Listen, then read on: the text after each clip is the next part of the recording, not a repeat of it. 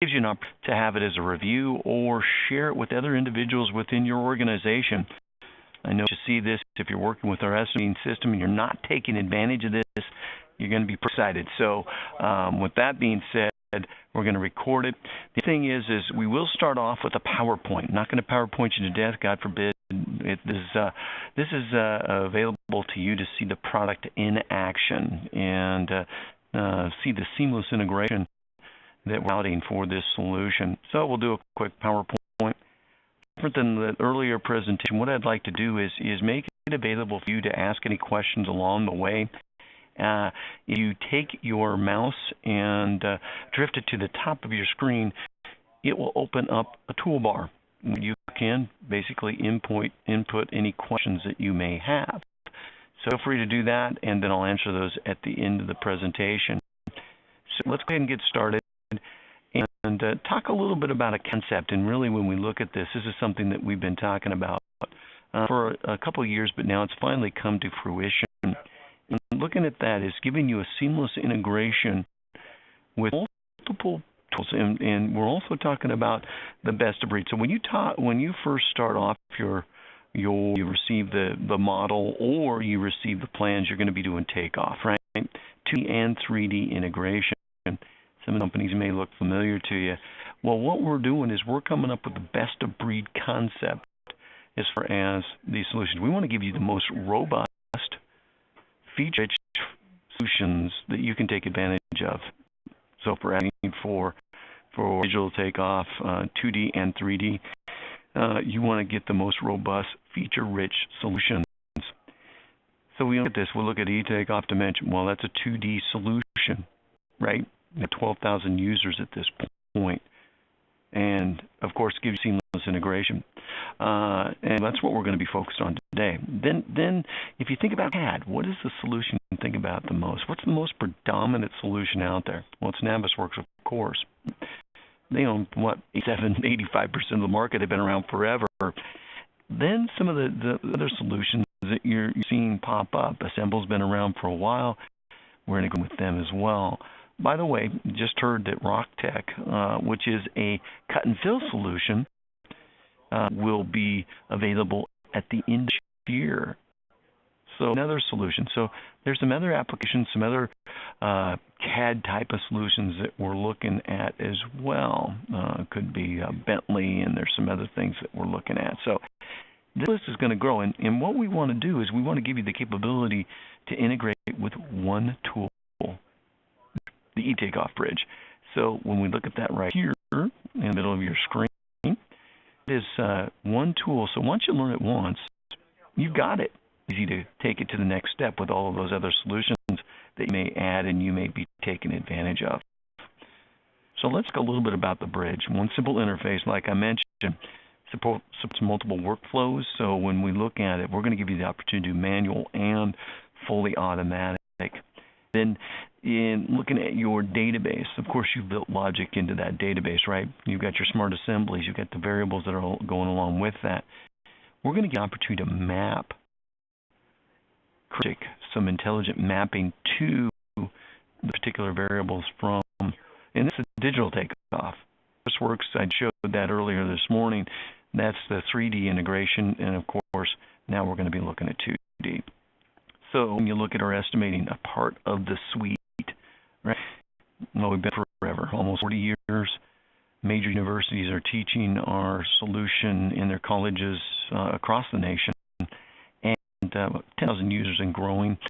And matter of fact, I think we had probably about 20, 30 users just in last month. So when we look at that, growing pretty quickly, and maybe that 10,000 maybe 10,100, 200, but anyway, looking at that, the other thing I'd like to throw out there is scalability of our solution. Now, economy the way it is, construction the way it is right now, a lot of companies are booming. They're growing.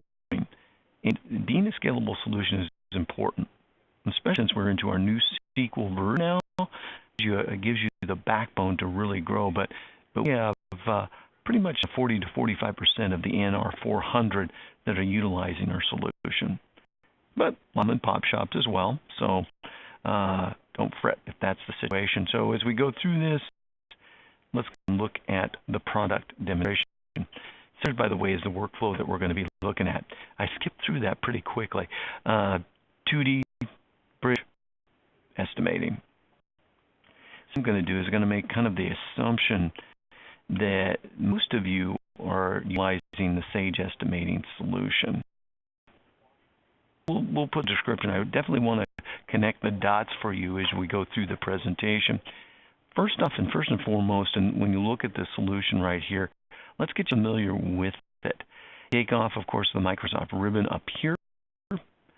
Almost all solutions, we've made that move to, because we are a SQL database solution, we've made to the Microsoft ribbon as well. The thing is, you move through the tabs and all the functionality is right here on the toolbar.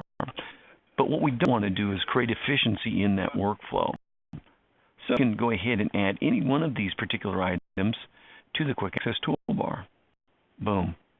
So that now what we can do is minimize that, have more real estate, and all the prime functions that you use every day available to you. Now, this could be different for each individual on the today, each individual within your organization. Everyone can have their own defined look and feel for those. But let's take it a step further. Customization is, of course, key.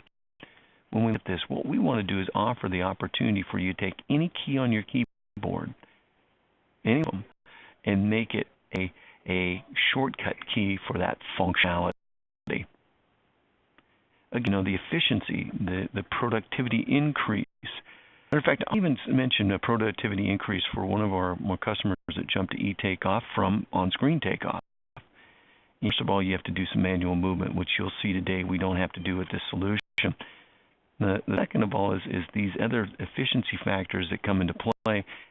That particular company increased their productivity by 50%, and they were using a digital takeoff solution.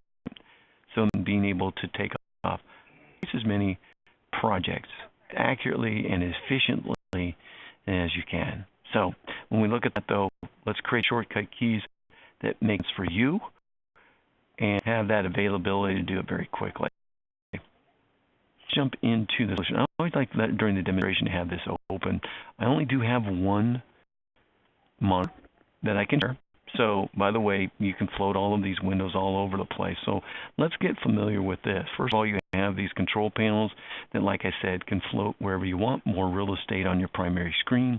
I would suggest that primary screen be anywhere from a 32 to 40-inch monitor, and the secondary screens maybe 27-inch in that. I've got some customers that actually work with 40-inch screens, 3 of them. Boom, works pretty good. But in this case, we can float these to wherever we want, or this right back where we need it to go. Now, a lot of functionality within these control panels. So again, there's drawing tree, there's favorites, and we'll get into some of these. But look at this. It gives you the capability to accommodate what your business need is. So if there's a filtering functionality, we'll talk a little bit about that. Work breakdown structures, if you're using those within the Sage estimating solution, why not have an integrated tool where you can tag these with work breakdown structures as you're doing your takeoff and stay estimating and dissect that information, that estimate, the way that you've broken it out during takeoff. Makes sense. So when we look at this, you look at the primary screen, zoom in, zoom out, all in using the scroll bar. Notice that wherever I zoom into, it's a focus. Wherever I have that cursor, it takes the focus of that. Key thing to this is you look at these lines here. Date. Well, we can read PDFs in their native format. No conversion. Have to do a TIFF. And loads up about 120 pages in 10 seconds. Some take quite a bit longer to convert it to a TIFF and load those up. And depending upon how many, it could take forever. But when we look at this, we've got the capability to read PDFs in their native format. Another, if you're a business that has multiple individuals within the organization, what's a user environment? Well, what does it mean? Well, if I go out and I've done a takeoff right here, and let's just do a quick takeoff. By the way, every time that you do a takeoff, we'll go ahead and do it. I'm not going to really describe what's going on there, but anyway, we'll talk a little bit more about that in the future. But But when we look at this, what we want to do is give you the capability to see what each individual has done. So in the case right here, I just see the stuff that Darren's done. We'll see that information and have an audit trail. By the way, we can report on that, and by the way, that can feed downstream into the estimate. So you have a very accurate audit trail that cascades or sent over into the estimating system. Pretty cool. So the other thing that you look at here is how you filtered information. One other thing I'll kind of highlight here is a couple things actually. Is if we want to use layers. Well, I want to see maybe carpet. I want to even go a little bit further than that. And let's go ahead and highlight a few of these particular items. And let's call these floor 1. Right? So if I go over here into my work breakdown structures, these is a filtering tool as well. So being said, a filtering tool now and say, well, give me all the carpet, but I only want to see it within this designated depth code. So just within that WBS code.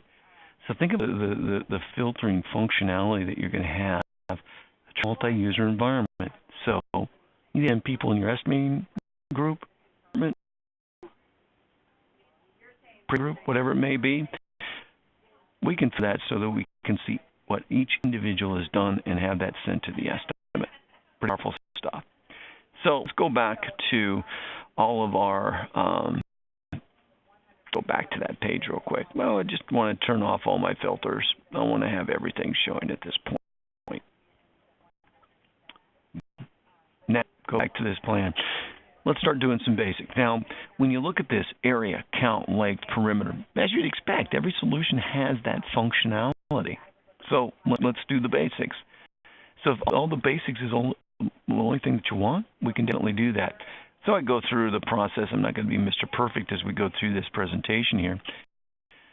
If you follow the bouncing cursor, every time that we do a takeoff, point, length, perimeter, and area is done as far as a takeoff is concerned. Now, in this case, what we want to do is we want to increase your efficiency. So maybe we'll just do a 2-click and go through the process of easily making that happen. Imagine this happening on multiple. Let's edit those real quick. Let's at least edit that guy really quick, just to make him look a little bit better. So with that, what we can do is back it up, goes that out. Let's say this happened on multiple floors. And some solutions have a copy and paste functionality. But I have to copy that and then go to the next floor, next floor, next floor. What if that's not part of my workflow? I don't want to go to the next floor. I've got other things I want to do on this floor before I do that. Well, in the case right here, what we can do is we can say, I want to take this over into my project favorites. And I want that available for me whenever I get to that next floor, whatever it may be. So I can go through that takeoff and move those. Think about doing a whole floor that way. Fairly done. But it's sitting there waiting for me until I'm ready to do it. Not demanding that I do it when I do a copy and paste. Okay? Of course, we can do clouds, and we can do approved, and we can do all of the stamps and functions that you would expect for a solution to do. For linking and all sorts of fun things that we can do. We get into those particular things at this point. But now let's give you kind of an idea. Let's get rid of all of this stuff. You just draw it. Now how we can build out our trace list. Trace list is a library of traces that move from one project to then can be shared with multiple individuals within an organization and will be available for you there. Now, when I look at this, I'm going to go ahead and do a takeoff of an area. And right here, we'll take off around this pool. If you're very specific, we can just go ahead and hold the mouse down, click it in, be very accurate right there. Let's go here and do this takeoff. As I go through the process here, just click away. Now, you want this to trace that we can use over and over and over again. Well, in this case, what we're going to do is we're going to call this sealant. And let's go ahead and change the color. It is October, right? So we'll say OK. and we'll change the grid or the input. Now let's accentuate that a little bit more. Well, let's use something different here. Let's use red. So now what you've done very quickly is defined what it looks like. Oh, it may be kind of ugly. If we're going to use that and say, okay, now we've created sealant. Use it over and over again. So over here, button, good to go. Well, you're in your takeoff, and of course, if you take off every element, if you take every division within that takeoff, you might say, okay, well, we've done the sealant around the pool, but this pool isn't part of that process. Well, what a takeoff right there, right? The kitchen has an island, of course, we're not going to do the flooring there, on and on and on. So in this cutout, what we want to do is we want to give you the capability to very accurately go around and highlight those particular items. Notice how I go around the curves and very easily actually go through those and come off. Done. We've done takeoff. Well, because every element, we want to be able to go, and I should fix that, but we won't worry about that. And instead, go my list of traces. I want to fill in this cutout with what makes sense. And I'm going to use concrete. Say, okay, filled it in, boom, done. Now, here's the thing that I do want to highlight for you. Red E right here. That's an indicator that you have additional information. So we're starting to make the tie into our estimating. You've got variables associated with items, and it's right. You've got logic built in. So why not have a solution that mimics exactly what you're doing with estimating solution? So let's take it a bit further. But in this case right here, this is telling me that you have not completed everything. So if I highlight that thing, you notice point, length, and perimeter, of course. Notice things, slab depth, slab volume, rebar spacing, so on and so forth. We want to spec out exactly what this particular takeoff is. Another thing is you may want to see this in your review mode. We go into our review mode right here. Oh, okay, I want to see this guy. Notice the red E right here. So we're giving you a lot of safety nets to prevent you from leaving money on the table and missing things. Now, here's the thing, and I don't really go into this, but I think it's a differentiator from any other solution out there. And the question you need to ask yourself, do I want the flexibility to organize all of the takeoffs in a manner that makes sense to me? And yes, then this is a solution that you need to go with. Because now what we can do is we can take any one of those profiles of those takeoffs, even work breakdown structures, and break them out the way that we want. Whatever it be, area, building. So if you think about work breakdown structures in Sage estimating, same thing. But all these particular items right here can be utilized as a mechanism for reporting on the takeoffs. And so forth. Matter of fact, we could even throw in the created by, and you'll notice in the created by right there, I have a couple, of course, and then, well, Elvis Presley lives and is part of our estimating group here as well. Kind of some humor there from the guy that created our sample data. But when you look at that, now we've got all of this information. We can deck it any way we want. Now, back to this guy right here. Well, we know we need to do something with it. Let's go back to that takeoff and let's fill in that information. I'll leave it as it is. We're going to go on to another takeoff up here and go through some more process here and taking it a little bit further. I look at doing these takeoffs in here. We're going to do some walls. And those walls, what we want to do is we want to go through the process of taking off these walls very quickly. Now, there's some questions that you're asking yourself, and I'm just going to go ahead and put a square here and continue on going through the process. When I go through and do a takeoff right here, you'll E again. Well, highlight that E. Over here, what's the wall height? What's the stud spacing? Of course, calculate. We want to calculate all of the studs maybe want to calculate, well, if you're doing the walls, you want to calculate the plates, you want to calculate the blocking, you want to calculate, maybe you're a drywall, you do the drywall, you calculate the drywall, what's the sheet size. So think about those particular items, and they're built into your assemblies. Well, we enter that information. Now, another thing I've talked about earlier is this panel may be somewhere else. Real estate. Well, I want a mechanism that allows me to pop that up. Say let's go ahead and say it's 10 feet high. Setting's going to be 16 inches. We'll go with that. We'll say 2 sides. And what is sheetrock size? Let's go ahead and calculate that out. Okay. So you spec that out very quickly, very efficiently. And this panel, of course, was on our other screen. Now, here's something else that you may be interested in looking at. You're saying you might be asking this question. When I answer those questions, a typical wall for this project, I go through all those variables again every time I do a takeoff. If I click on this guy over here, if you follow my cursor around, I double click, I'd have to answer those questions. If you drop it into project's favorites, let's call this typical wall A. Now, what we can do is 2 things. You've seen me drag and drop. I can go out and do that. Or I use that as a takeoff mechanism to do takeoff. And go through the process. Notice there's no red E right here. Up window. Because all of those have been answered for you. Well, a pony wall or something like that. I could say 4 feet high, so on and so forth. Here's a couple key things that I want to highlight. How much do we get into a situation where maybe a floor or maybe the whole project, one of these specification changes, whatever it may be. This solution in one area, I could change this to 24-inch on center. It would cascade throughout all of the takeoffs that are represented by this wall.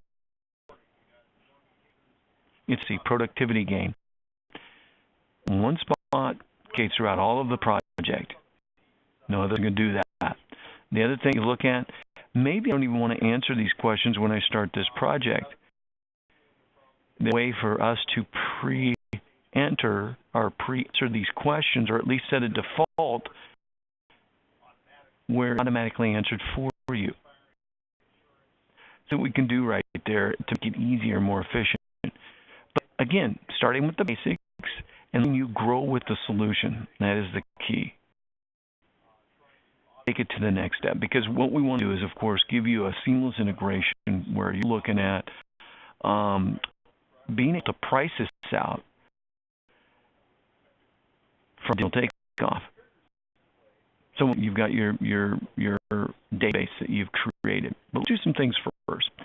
So I've got all of these slabs. Think of it as flooring, think of it as whatever, but we're going to, of course, work with them as slabs.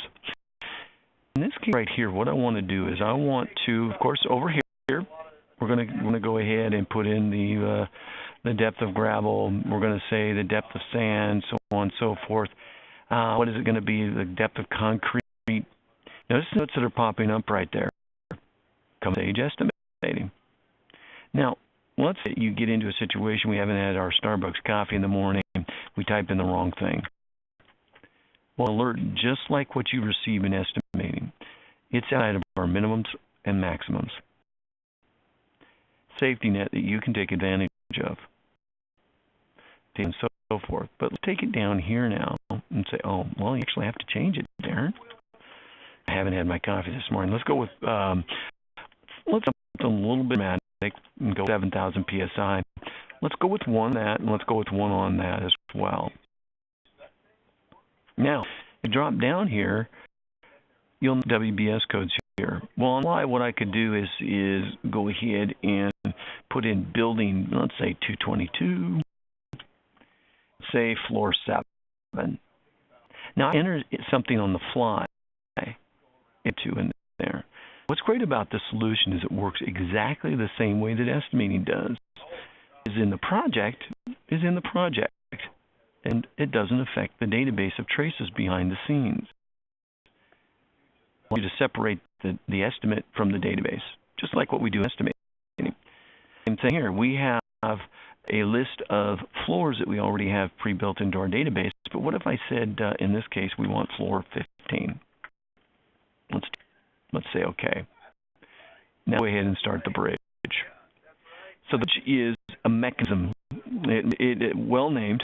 It's a bridge. It is a conduit for creating your estimate. The thing is we look at our items, we look at our assemblies. In this case right here, I say, well, you know what? I've got a project manager that is going to be out on site, timekeeper, watchman, et cetera, Well, 1 week, 2 week, going to be there 1 month. So when we look at that, it's one of those things where I can go ahead and do my takeoff on the fly.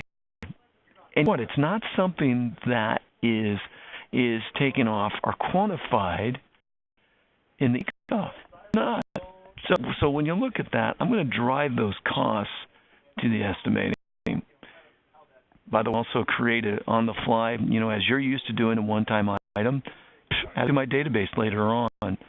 So when we look at that, we give you the same flexibility that we offer within the estimating solution. Pretty tough. So when we look at that, let's take it a step further. Assemblies. Now when I look at these assemblies, go ahead and connection for you guys. These variables right here. Look at all those variables, because those are the same variables that you will see in your estimating assemblies. I could really go through and do this takeoff, but let's not do that. Let's go. You remember those specifications that we made right there, right? Let's drag and drop this guy on top of this guy. Now, notice you're going to notice there's a lot of coloring in here. That is an indicator that these have been mapped to the variables that make sense. And by the way, I don't want to frighten you with mapping. Mapping is not something behind the scenes, under the hood, you need some brainiac to do. Stuff. Matter of fact, let's take it from here. Let's say this length should have been in the square foot. Done. Connecting the dots. Back in grade school, we used to do that, right? Connect the dots together. So that's all you have to do. Once mapped, always mapped, ready to go. I'm going to show you how you can take advantage of that. As me, myself, and we're going to show you how you can take advantage of that functionality. Something else I want to kind of draw your attention to. 7,000 PSI. Remember, I entered 7,000 PSI. I entered 1 and 1 for those particular takeoffs. Let's get down here, though, and take a look at some other things. You advantage of a naming convention. Second, all of these have a naming convention. I'll get a little bit more into that. Take advantage of our alternate, our new stream process of doing alternates. Pretty cool stuff. And, of course, Elvis Presley was the estimator for this. Floor 15, remember that building, 222. Advantage of all of those specifications and WBS code tags sent over to the estimating. Okay, we'll go into that. Boom. So now through the process of taking that off. Here's something that another safety net for you, really. When we look at this, what we would do is protect you from duplicating, which is almost impossible to do, by the way. But we get a million meetings, we get a million phone calls, we got tons of stuff that we got to do. And we come back to doing our takeoff. We want to know where we've been and what we've done. Well, first we give you this, what's been sent to the estimate. Great. What we can also give you a visual. For those of you that were on the morning Navisworks, you're used to seeing this because we could do this in Navisworks. Let's hide what we've sent to the estimating system. Okay. So a couple ways that we can do this. I'm going to use that a couple times. But here's what we will do. How many times do we get a change order? Synonymous with doing construction, right? It is. It's just part of the world we live in. And it could be a 1 or 2, or it could be 10 or 20, or it could be lots. So when we look at this, by the way, we do have a compare one sheet to another within the system, so it'll see the differences between the two. Great. In this rate, what we're going to do here, we're going to say, let's change this guy. I'll highlight that guy. Let's go into this and build it out to be this. Notice the little emblem right, this icon. Well, the refresh button, it's going to change. that's an indicator that you've just updated the change on the drawing. Now you want to update the estimate, make it more relevant, right? Keep it up to date. Well, here the area went from this to this. Perimeter, of course, we increase the area. You're going to increase the perimeter. So when we look at the perimeter, it went from that to that as well.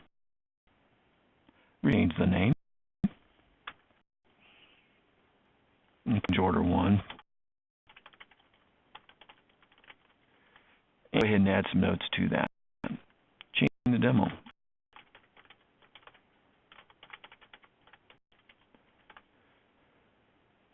Once into the estimate. So now I've just updated the estimate with that change. Powerful stuff. I mean, if you go through the process and make your changes, God forbid if that's what it looks like in the end, but you never know what a customer's going to want. So when we look at that, we can go ahead and update that very quickly. Well, go ahead and make a dramatic change here. Let's streamline it even further. Hide these as I go through. Let's have the system do the heavy lifting for you. Let's do takeoff automatically. What you're going to see is we're going to go ahead and generate all of this to the estimate, which you click a button. Boom. I've just generated all of those particular items. So think about you've got 4 or 5 people, maybe 8 or 10 people working in your company on this particular plan set. Like I said, we are a multi-user environment. Let them do it during the day, click a button, let's up the estimate. Make it easy for you guys. The other thing is we can go right to the estimate from here. We're the estimating system. We don't have estimating going at this point. So with that being said, it's going to go ahead and open up the estimating. We're going to take a look at that estimate. We're going to go ahead and say whatever. This right here, we've got all of these particular items that we've sent over here. Well, let's do one more time, actually.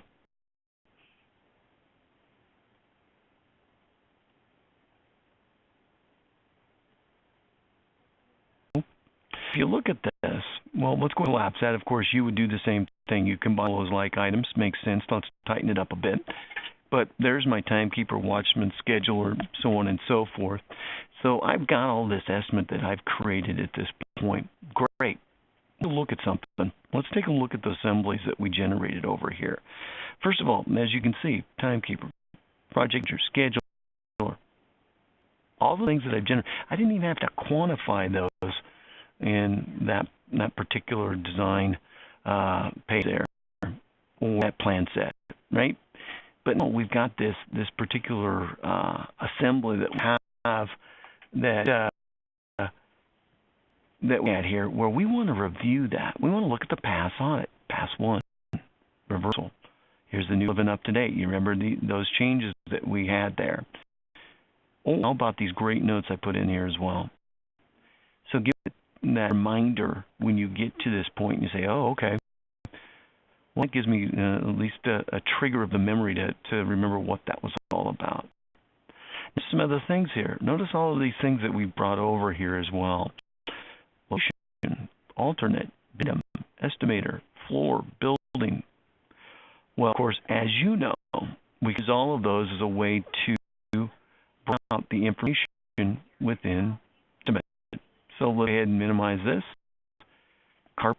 Section 1, Section 2, Section 3, so on and so forth. Or we can create one on the fly. Let's go ahead and say OK.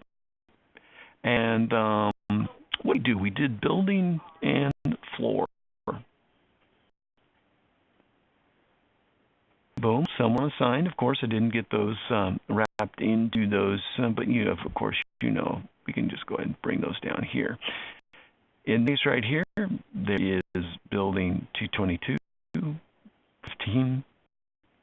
Good to go. Look at that. You'll know something. You're probably picking up on this right here. There's a blue isosceles triangle at the left edge, upper edge of this particular takeoff quantity. Great. Go to the assembly, and let's say that you look at that change order and you're working with your junior estimator, whoever it may be. Say, I really need to see this because, I don't know. Oh, by the way, estimator came over as well. Use that as a way to break this out. But in this case here, I just want to go falling back to eTakeoff, and I want to take a look and review that particular item right there. Pretty cool. So when you add seamless integration, audit trail downstream from the digital takeoff and back to the plan set. Better integration anywhere with that. And again, back to the concept of the breed. Best solutions. There are these solutions out there that say, oh yeah, we're all in one, we've got everything. Some of those solutions take a long time to develop the robust feature functionality set and the integration that we have with this. So with that being said, it's to think about as you go through. So let's go ahead and bring everything, make it available. A couple of things I know that you're going to be interested in. You know, I've got the primary screen here. Well, I'm going to have multiple information available to me. So you can have all of that information, that detail on the page with as many screens or as many windows open at the same time as you need. So you can take up every one of those monitors. Matter of fact, get the fourth and fifth monitor and work with that one if you want. Now, the thing is we're looking at a detail page here. Now, what is typical of a detail page? Well, what does it typically have? I'm going to switch this around. Typically has multiple scales. We can do as many scales as we want.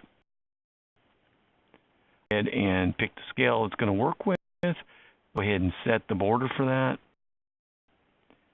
Done. So in this particular page, I've got this inside here and every outside of it. Other solutions have to copy this page, name it by the scale. Pretty soon you have 1, 2, 5 different pages on 5 of the same page that isn't based upon a different scale. Thing I'll throw at you, it deals with scales. How many times do you get a different scale, but something you've taken off, and it is a different scale? This solution will actually automatically change the scale of one thing that you've drag and dropped from a page that has one scale to the other page that has a different scale. Will automatically transition that to the appropriate scale. So last but not least, let's get in and do some counting, because huge differentiator with this solution. I always like to go to the electrical page here and do that. In this case right here, what we'll do is we'll go out and find this symbol. Now, when we look at this, I tell you what I'll tell my customers to do. If you're doing like door schedules, windows, a lot of those have some of the naming conventions, numbering conventions, symbol similarities that you take advantage of. In this case right here, what we'll say is I want to go out and I want to go count all of the symbols for the entire page, or what we can set up specific areas we want to. Right? In this case, we'll just do the entire page. Now, here's the key thing: is that particular takeoff right there. You start that count. Well, I want to do some takeoff. So in this case right here, we'll take off. Boom. Done. The count is being done, or should I say the search is being done in the background, doing the heavy lifting for you so we can get into review mode of that particular count, right? So here it's all done. Bring it what it's count. This percentage here is the one that dictates the comparison percentage between dark and white. Right? That is. And when we look at this, we've got all of these symbols out here. And the reason I say let's go ahead and broadcast a broad net is because we might capture things not the same, but we still want to count them later on, right? So in this case, we've got all of these particular symbols. We want to see them on the page. There's the ones that are different than the other. I could double click and say, that's going to be the same, but in this case, we know it's not. Open open this up, say save and continue. We've got an auxiliary right there that we need to count. Let's get that as well. And a vector. Done. Now we've gone through the process of counting all of those particular items right there. And step further. Now, when we look at, well, we want to go through and we want to count all of the pages. So rather than just one at a time, let's count as many pages as we need to.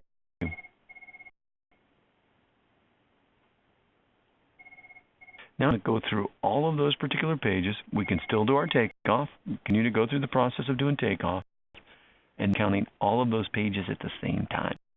What as many processors as you have available. Usually every computer has like 3 or 4 that it can do at the same time, but it's kicking some butt there. It's taking some names. Now what we can do is we can see, okay, let's see these on the page. Different, there they are. Pretty powerful, right? So when we look at that, I didn't mean to do that. I'm going to go ahead and let's just save. So it's nose off. Let's a little bit about the function above and beyond. Here's some other differentiators you can think about. We traces. We have a library of traces right here. Well, what we can do is we can bring all of those traces out in a database, kind of like our database editor within estimating, and be able to make the changes that are particular to those. Rather than one at a time, we can them all in a spreadsheet look and feel. The other thing that we can do is this, let's close that guy right there. Especially in a situation where you have multiple people within your organization. If you're just one guy, you do have to actually set security against yourself. Not really. But if you have multiple individuals within your organization, you don't want them touching, making changes to the code traces or VS codes or whatever it may be, the database, let's say. We can set security to alleviate the concern. You don't have to worry about it anymore. Stuff. And a lot of that functionality that we're looking at in here, but I've really come to the allotted time that I have set for this. So with that being said, let's go ahead and see if there's any chat, which doesn't look like there is. Let's transition over to the PowerPoint. So here is, first of all, I want you to have my information. There's my email. If you have any questions, definitely shoot me a quick email and we can get that answered for you. If you have any immediate questions right now, feel free to put them in chat. I'll go ahead and wait on the line for a few minutes and answer any one of those questions that you may have. So you drift your mouse up to the top of the screen there. You've got a toolbar. It says chat. Go ahead and click on it. Start typing. You can send me a question. Do want to thank you guys for all joining in today. Like I said, I'll stay on the line if there are any questions. But for you that need to jump off, I want to thank you for joining in. Have a great Tuesday. Have a good week and look forward to hearing from you soon.